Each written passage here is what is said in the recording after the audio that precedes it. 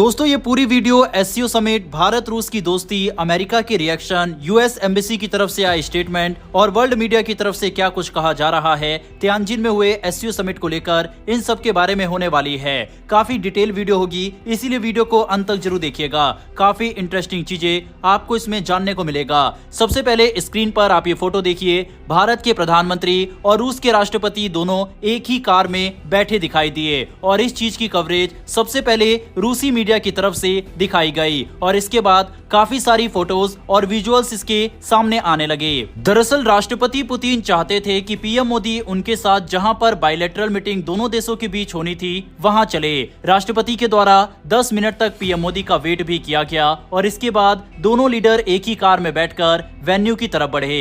PM Modi और राष्ट्रपति Putin 45 minute तक कार में एक दूसरे के साथ रहे और कई वेरियस टॉपिक पर दोनों ने डिस्कशन किया।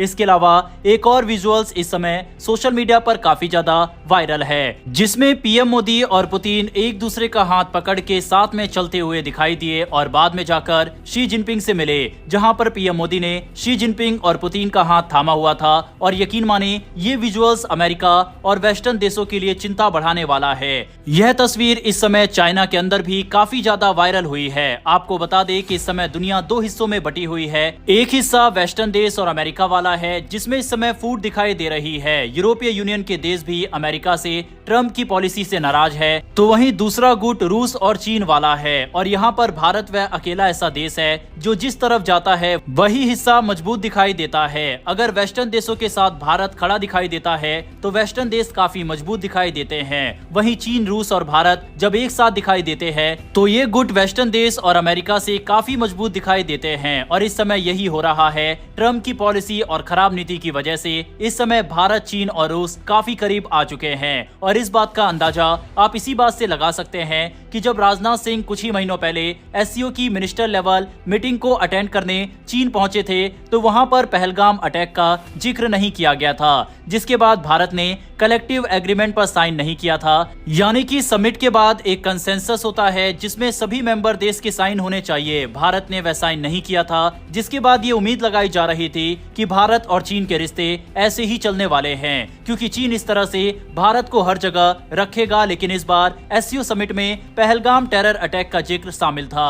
डिक्लेरेशन में स्पेशली उस अटैक की निंदा की गई थी। इतना ही नहीं, इस डिक्लेरेशन एवेन्यू पर टेररिस्ट अटैक का जिक्र होने के साथ साथ यूनिफाइड एक्शन की इंपोर्टेंस और जस्टिस के लिए अकाउंटेबिलिटी पर भी जोर दिया गया। ये इंडिया की डिप्लोमेटिक स्टैंड पॉइंट के लिए एक बड़ी कामयाबी थी। वहीं जैसा कि हमने बताया कि इससे पहले एससीओ के डिफेंस मिनिस्टर्स मीटिंग में जो ड्राफ्ट जॉइंट डिक्लेरेशन आया था उसमें पहलगाम अटैक का कोई जिक्र नहीं था। इस ओमिशन की वजह से भारत ने उस डॉक्यूमेंट पर साइन करने से इनकार कर दिया था। और अगर इस बार भी ऐसा होता तो वेस्टर्न देश और अमेरिका इसे एससीओ के फेलियर के रूप में देखते, लेकिन इस बार इसको इंक्लूड किया गया। वहीं इस समय भारत, चीन और रूस की दोस्ती को देखकर अमेरिका भी पैनिक में है। अमेरिकी एम्बेसी की तरफ से क्या स्टेटमेंट सामने आया आप उसे अपनी स्क्रीन पर देख सकते हैं। अमेरिकी एम्बेसी की तरफ से भारत और अमेरिका की दोस्ती की इस समय दुहाई दी जा रही है। इसके अलावा इस सम्मेलन के दौरान एक फनी वीडियो भी काफी ज्यादा वायरल हो रही है और ये वीडियो पाकिस्तान के प्रधानमंत्री की है। इस छोटी सी क्लिप को आप अपने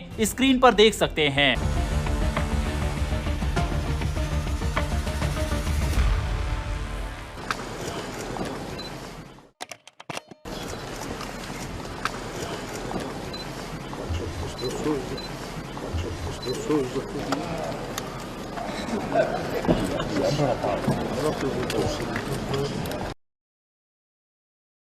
अब इस एससीओ के कंसेंसस में 7 बेहद इंपॉर्टेंट पॉइंट थे। पहला, शांति और सुरक्षा। सभी देशों ने माना कि क्षेत्रीय और वैश्विक शांति बनाए रखना एससीओ की सबसे बड़ी जिम्मेदारी है। ये कहा गया कि सुरक्षा किसी एक देश के फायदे पर नहीं बल्कि सबकी बराबरी पर आधारित होनी चाहिए। दूसरा, कोल्ड वॉर मानसिकता का विरोध। चीनी राष्ट्रपति शी जिनपिंग ने साफ कहा कि दुनिया को कोल्ड वॉर मानसिकता, गुटबंदी और दबाव की राजनीति से बाहर आना होगा। एससीओ देशों ने भी बहुपक्षीय और संतुलित व्यवस्था को आगे बढ़ाने पर जोर दिया। तीसरा, नया वैश्विक गवर्नेंस मॉडल। सभी देश इस बात पर राजी हुए कि दुनिया को मल्टीपोलर यानी बहुध्रुवीय व्यवस्था की ओर बढ़ना चाहिए। चीन ने एससीओ डेवलपमेंट बैंक बनाने और सदस्य देशों को आर्थिक मदद देने का ऐलान भी किया।